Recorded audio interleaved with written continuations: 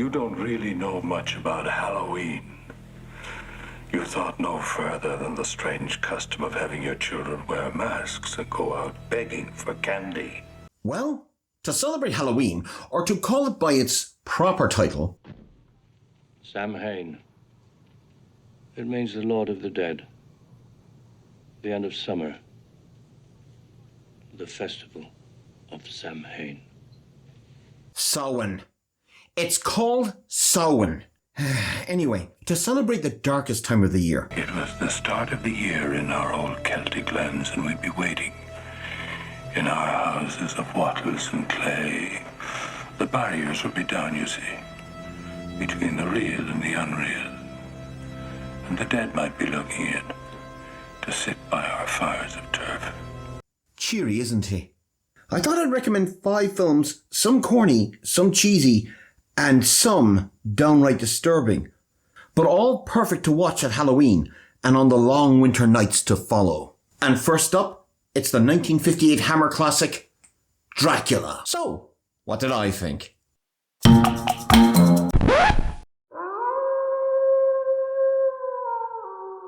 5 Days of Frights. Jonathan Harker, played by John Van Essen, has been employed as a librarian to the mysterious Count Dracula, played by Christopher Lee, at his castle in Klausenberg.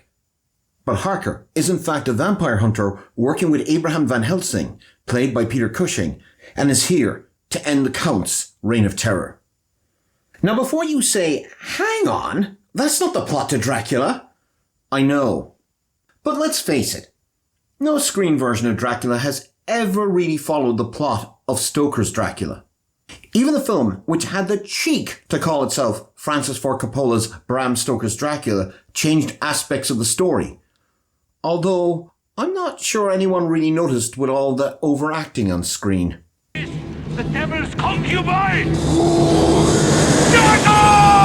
For the 1958 version, director Terence Fisher and screenwriter Jimmy Sangster were forced to improvise under the limitations of a budget of £81,412, roughly $1.5 million at today's rates, and a running time of just under 90 minutes. Sangster and Fisher dumped vast sections of the novel. Gone were characters like Renfield and Quincy Morris. I could see that there were thousands of rats with their eyes blazing red. Instead of travelling to England, as in the novel, the story remains in the small, unnamed and suspiciously English version of Central Europe.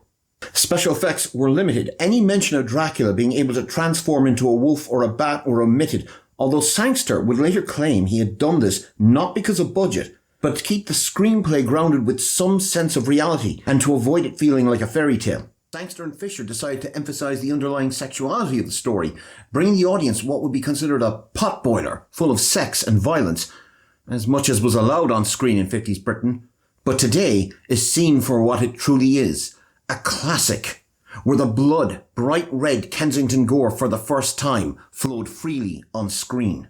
Up to then, Dracula was Bela Lugosi, and although Lugosi held the screen with a sinister menace, to die, to be really dead, that must be glorious. Why, Count Dracula. There are far worse things waiting man than death. The original Universal film, which I will be the first to admit I have a fondness for, does come across more as a polite drawing room drama than a classic tale of Gothic horror. This was down not only to the fact the film was not based on the novel, but the hit 1928 Broadway play, but also to the limitations of early sound recording techniques. In comparison, Hammer's Dracula is fast-paced, full of action. Peter Cushing as Van Helsing is surprisingly close to the nature of the character from the novel, albeit with one major difference. This Van Helsing is a much younger man, as capable with his fists as he is with his mind. While Christopher Lee is a true revelation. I'm glad that you've arrived safely. Count Dracula. I am Dracula, and I welcome you to my house. Lee had spent most of the decade playing stock action characters, including the creature in Hammer's Frankenstein. But in this, his debut as a leading man, and Dracula is a leading man. Lee is long, angular, imposing in his stature, well-spoken with a striking look. Dominating the screen is a creature of a dark sexual nature, a personification almost of a sexually transmitted disease whose victims, in particular his female victims, relish the moment of their death. While Sangster's screenplay is a cacophony of terror, he may have removed vast sections of the book, but unlike so many screenwriters, he's managed to keep the spirit, the atmosphere of Stoker's classic novel, all the while never stopping, never pausing or slowing down in the terror and suspense audiences in the 50s must have felt, while never forgetting, as in all great horror stories, to lighten the mood at key moments with a little bit of humour. Not today, Tanya. Is she very ill? I'm afraid so. Do you know what's wrong with her? Of course I do. Then why don't you make her better? None of this, however, would have worked to its full potential without the deft hand of director Terence Fisher. It was Fisher who brought out the underlying sexual element to the story while shooting in colour, creating a pastel-toned nightmare with influences felt from other genres. Under Fisher's direction, Cushing enters a village tavern not with the air of a learned professor, but like a gunfighter in a western. All the while, unlike previous films of the genre, the camera moves and pans across the screen, following characters instead of waiting for them to walk into shot, adding to the frenetic nature of the story until we reach the final fight, where mortal enemies leap and almost dance about each other, with a 54-year-old Cushing careening around the set like a man half his age. With an FX-laden ending that 66 years later still holds up, and a finale that still haunts you long after the credits have rolled.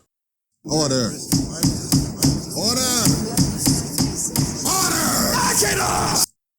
A true classic. One that has ingrained itself into our collective culture and memories, even if we haven't actually ever seen the full film itself. Dracula is available on multiple platforms, and I guarantee you will be on television somewhere over Halloween. You will be amazed, 66 years later, just how fresh and exciting it still feels. Go watch it. Please, sir, I want some more. More? All right, stop it. Stop it right there. Go on, fill up the bowl. And if you liked this episode of So What Did I Think and you want to see more, please click like and subscribe. Remember, always subscribe. Thanks for watching.